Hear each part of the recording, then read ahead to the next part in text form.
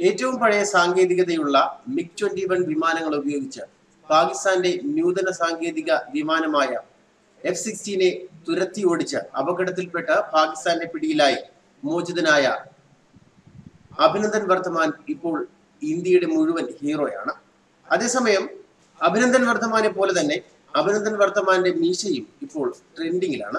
ഇന്ത്യയിലെ യുവാക്കളെല്ലാം തന്നെ ഇപ്പോൾ അഭിനന്ദന്റെ മീശ പോലെയാക്കാനുള്ള തിരക്കിലാണ്. മാത്രമല്ല, പെൺകുട്ടികളും കൃത്രിമമായി അഭിനന്ദന്റെ മീശ വരച്ച് സോഷ്യൽ മീഡിയയിൽ ചിത്രങ്ങളും പോസ്റ്റ് ചെയ്യുന്നുണ്ട്. അടുത്ത തവണ ബാർബർ ഷോപ്പിൽ ചെല്ലുമ്പോൾ ചോദ്യം വന്നേക്കാം, അഭിനന്ദന്റെ മീശയായാലോ? ഇന്ത്യയുടെ പുതിയ സെലിബ്രിറ്റിയായി ഇന്ത്യയുടെ വിംഗ് കമാൻഡർ അഭിനന്ദൻ വർദ്ധമാൻ മാറുന്നതോടെ ആ മീശയും ഇപ്പോൾ തരംഗമായി മാറുകയാണ്.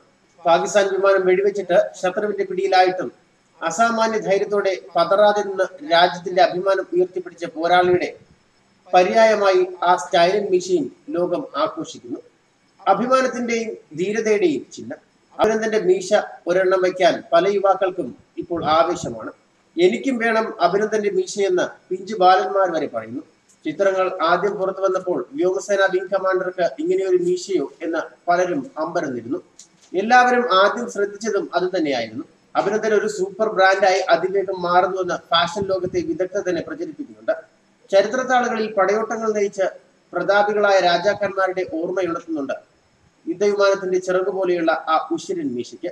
ഗൺസ്ലിംഗർ മീശ എന്ന ഓമന പേരിൽ അഭിനന്ദന്റെ മീശ ഇന്ത്യൻ വീരസങ്കല്പങ്ങളിലേക്ക് പറന്നിറങ്ങുകയാണ്. ഇതിനിടെ നവജാത ശിശുവിന് അഭിനന്ദന്റെ പേരിട്ട് രാജസ്ഥാനിലെ ഒരു കുടുംബം വാർത്ത സൃഷ്ടിച്ചിരുന്നു.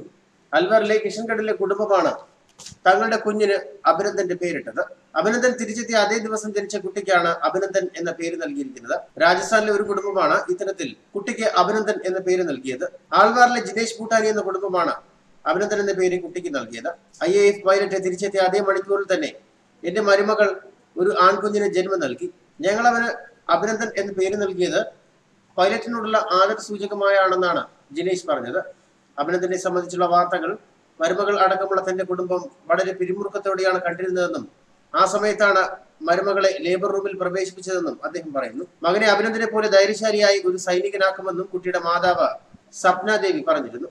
അതേസമയം അഭിനന്ദൻ എന്ന പേരിന് നിഘണ്ടുവിൽ മറ്റൊരർത്ഥമായിരിക്കുമെന്നും പ്രധാനമന്ത്രി നരേന്ദ്രമോദിയും പ്രതികരിച്ചിരുന്നു. ന്യൂസ് ഡെസ്ക് മലയാളി വാർത്ത.